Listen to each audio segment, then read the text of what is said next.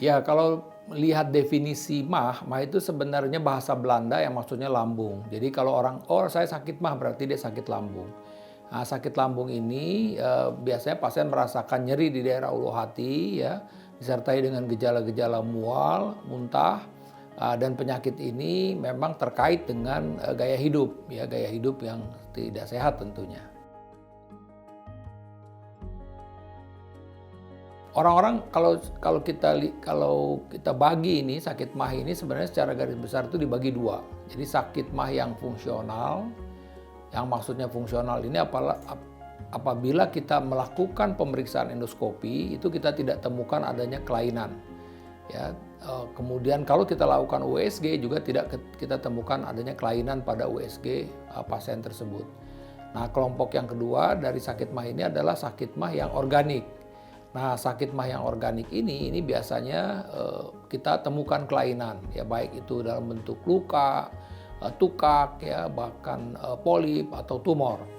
Nah, penyakit-penyakit karena yang organik ini disebabkan karena biasanya mengkonsumsi atau obat rematik kita bilang begitu ya, atau bisa juga karena kuman yang disebut kuman Helicobacter pylori.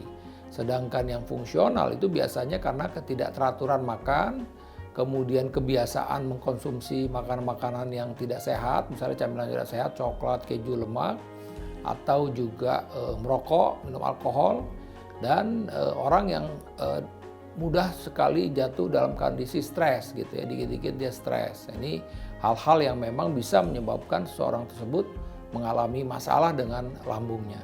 Ya, orang-orang dengan sakit mah ini biasanya merasakan nyeri di daerah ulu hati ya. Nyeri di daerah ulu hati, kalau memang ini kita bilang tukak itu bisa tembus ke belakang. Kemudian pasien juga merasakan mual ya, kemudian juga bahkan sampai muntah dan nafsu makannya menurun ya, nafsu makannya menurun dan bisa saja kalau ini sudah berlangsung lama pasien itu juga mengalami berat badannya turun gitu ya, berat badannya turun. Jadi ini gejala-gejala yang bisa saja timbul pada orang-orang yang mengalami sakit mah. Ya, secara umum memang selalu ditanyakan oleh pasien maupun masyarakat, apa sih perbedaan antara GERD dengan sakit mah. Jadi sejatinya kalau sakit mah itu problem tuh hanya di lambung saja. Tapi kalau GERD itu sesuatu yang balik arah, ya, jadi asam lambung tuh balik arah ke kerongkongan. Makanya kalau udah asam lambung naik ke atas, pasien pun juga merasakan panas dada seperti terbakar dan mulutnya pahit. Jadi ini gejala dominan dari GERD. Nah, kalau dia cuma sakit mah saja, dia tidak mengalami keluhan-keluhan seperti GERD tersebut. Ya, saya sebutkan tadi bahwa kondisi orang yang mengalami sakit mah ini adalah tergantung dari penyebabnya. Tentu ketika penyebabnya tadi adalah sakit mah yang organik, bahkan kita temukan adanya tumor atau kanker, ya tentu bisa menyebabkan kematian. Atau tadi misalnya dia mengalami suatu luka, ya bahkan ini lukanya makin lama makin dalam, dan ini bisa juga menjadi kebocoran di lambungnya, ya. Atau dia hanya luka tipis saja, ya luka permukaan. Nah, tapi karena bolak-balik dia mengalami sakit mah, itu jelas juga akan mengganggu kualitas hidupnya, ya, quality of life-nya jadi terganggu. Kenapa? Karena dia tidak bisa berkonsentrasi dalam bekerja, ya kan? Baik itu juga berhubungan dengan mengurus keluarga misalnya. Jadi secara umum jelas bahwa sakit mah ini memang bisa menimbulkan masalah pada pasien-pasien tersebut. Ya, saya sebutkan tadi kalau pasien ini ternyata yang memang keluhannya seperti sakit mah tadi yang sebutkan, dan ternyata ketika di endoskopi itu ternyata ditemukan adanya kanker, maka ya pasien itu fatal, bisa menyebabkan kematian. Ya, jadi ini tergantung dari kondisinya. Kalau tadi misalnya hanya suatu luka, bisa tadi terjadi kebocoran di lambungnya gitu. Ya, sejatinya ketika orang itu mengalami serangan sakit mahnya, maka yang terpenting adalah satu, dia tenang, rileks saja. Karena apa? Karena kalau dia tegang, cemas, itu akan menyebabkan produksi asam lambungnya makin tinggi. Jadi membuat kondisi sakitnya itu akan bertambah berat. Jadi kalau dia tenang, ya tenang saja, mungkin narik napas panjang, dan kemudian diusahakan untuk mengkonsumsi obat-obat yang ada. Kalau dia kebetulan punya obat yang menetralkan asam lambung, antasida misalnya, ada obat-obat yang ada di warung, misalnya bawa warung itu bisa dikonsumsi. Atau bahkan dia sudah punya obat untuk menekan produksi asam lambung, seperti misalnya kelompok pada obat-obat seperti omeprazol, lansoprazol, rabeprazol, esomeprazol, pantoprazol itu bisa dikonsumsi oleh pasien tersebut. Jadi ini hal-hal yang harus diperhatikan ketika seseorang mengalami serangan pada sakit mahnya.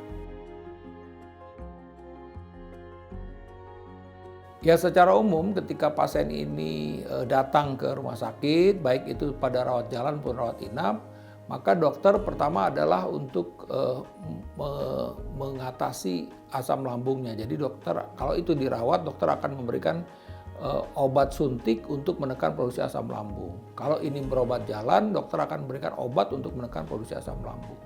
Nah, bisa saja juga dokter mengkombinasikan dengan obat penetral asam lambung, jadi seperti antasida tadi.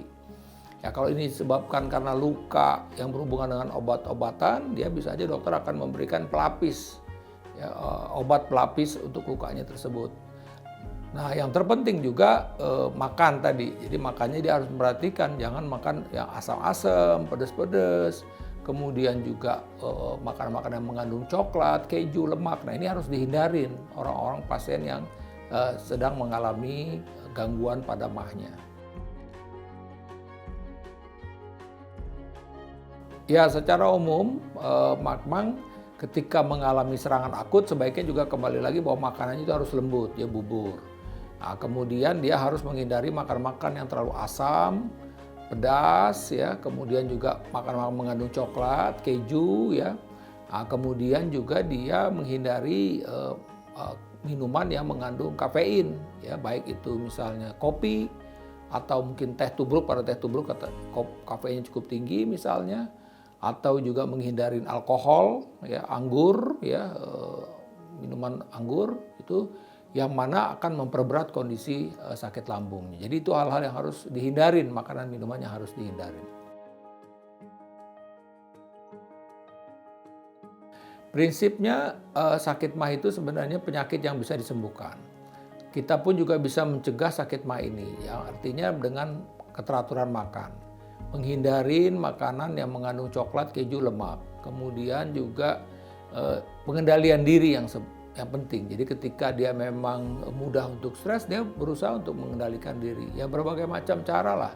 Dengan yoga misalnya, ya mungkin kalau muslim dia dengan zikir kepada yang maha kuasa gitu. Jadi menenangkan diri intinya. Jadi mudah-mudahan dengan hal ini dia bisa terhindar dari penyakit mah ini. Demikian penjelasan saya mengenai sakit mah. Saya Profesor Arif Faryalsam. Sampai jumpa pada episode berikutnya.